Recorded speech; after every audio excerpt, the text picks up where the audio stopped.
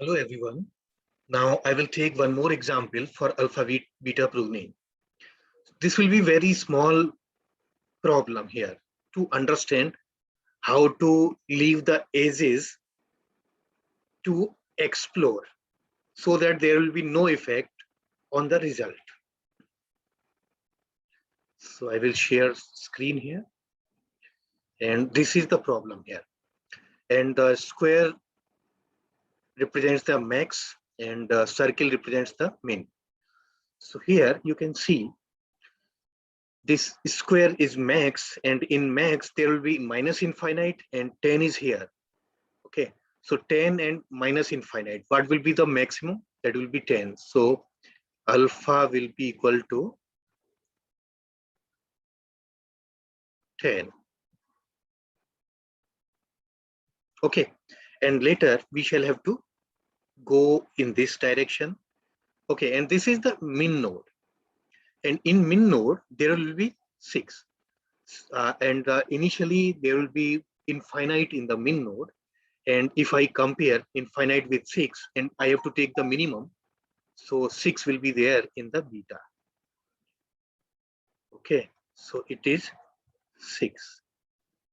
And it can be seen here, alpha is 10 and beta is 6 here. If it is less than 6, there will be no effect on the result here because it is 10. Okay, and if it is greater than 6, it will not affect this min node. Okay, because the minimum will be 6 here. If this is minimum, if in place of this is, if it is containing 2, if it will be 2, it will not affect the result. Alpha will be 10 here.